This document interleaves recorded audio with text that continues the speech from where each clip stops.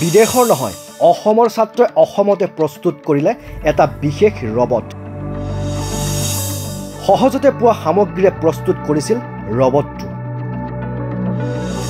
আৰু এতিয়া সকলোৰে চৰ্চাৰ কেন্দ্ৰবিন্দু বিশেষ ৰবটটো ৰাজ্যৰ এটা প্ৰান্তত দেখিবলৈ পোৱা গৈছে এটা বিশেষ ৰবট বিদেশত নহয় অসমৰে এজন ছাত্ৰই নিজৰ পঢ়াশালীত সাজি উলিয়ালে এটা বিশেষ ৰবট হুবহু মানুহৰ দৰে কৰিব পাৰে সকলো কাম এই বিশেষ ৰবটটো দেখিবলৈ পোৱা গ'ল বৰপেটা চহৰত আৰু এতিয়া ৰবটটোক লৈ ৰাইজৰ মাজত বিশেষ চৰ্চা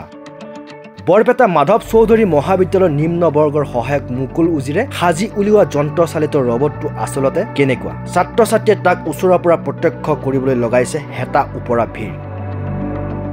মুকুল উজিৰে সাজি উলিওৱা যন্ত্ৰচালিত ৰবটটো আচলতে ছাত্ৰ ছাত্ৰীসকলক বিজ্ঞান আৰু কাৰিকৰী বিদ্যাৰ প্ৰতি আকৃষ্ট কৰিবলৈ নিজ কৌশলে সাজি উলিয়াইছে যন্ত্ৰচালিত ইলেক্ট্ৰনিক ৰবটটো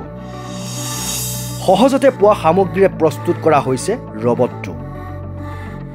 প্লাষ্টিক এলুমিনিয়াম প্লাইউড কাঠ বেট আৰু ইলেক্ট্ৰনিক মটৰ ব্যৱহাৰ কৰি ৰবটটো সাজি উলিয়াইছে এতিয়া ছাত্ৰজনে মূৰ ডিঙি হাত আৰু শৰীৰৰ বিভিন্ন অংগ লৰচৰ কৰাৰ উপৰিও কথা ক'ব পাৰে ৰবটটোৱে আপুনি এটা ৰবট তৈয়াৰ কৰিছে প্ৰথমতে কেনে ধৰণৰ মনলৈ আহিছে আপুনি এটা ৰবট তৈয়াৰ কৰি আচলতে মই এইটো আচলতে আমাৰ যিটো নেশ্যনেল ছায়েন্স ডেৰ লগত সংগতি ৰাখি এই চিন্তাধাৰাটো আহি গ'লোঁ কাৰণ যিহেতু মই মহাবিদ্যালয়ৰ কৰ্মচাৰী মহাবিদ্যালয়ত এই নেশ্যনেল ডে উদযাপন কৰা হ'ব আৰু সেই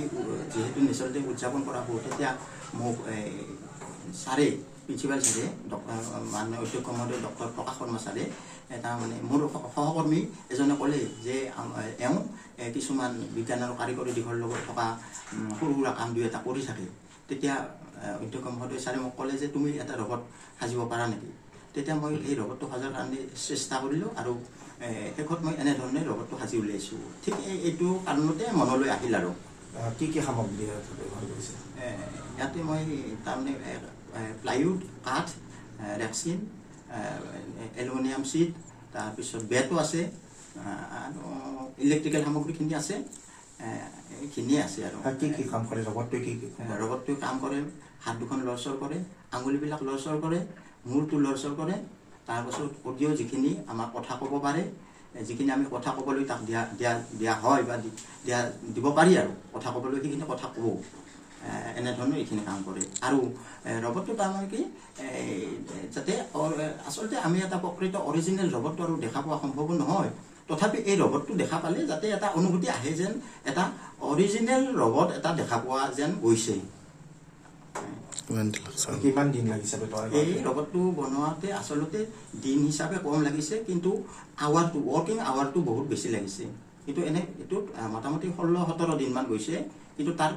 ডাবল হ'ব তাৰমানে একমাহ ডেৰমাহ বুলি ক'ব পাৰি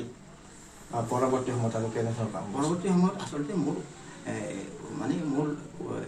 চিন্তাটো বা মোৰ যিটো ইচ্ছা হৈছে কি ছাত্ৰ ছাত্ৰীসকলে যাতে তেওঁলোকে বিজ্ঞান আৰু কাৰিকৰী দিশৰ লগত বা কাৰিকৰী বস্তুৰ প্ৰতি আগ্ৰহ জন্মে আৰু তেওঁলোকৰ ভৱিষ্যতৰ চিন্তা কৰিয়ে মই এই মানে এনেধৰণৰ কাম কৰি থাকিম আৰু যিকোনো কাম কৰি যাম ছাত্ৰ ছাত্ৰীসকলৰ মানে জ্ঞান বৃদ্ধিৰ কাৰণে আৰু বিজ্ঞান আৰু কাৰিকৰী দিশটো বিশেষ কৰি এইটো আমাক লাগে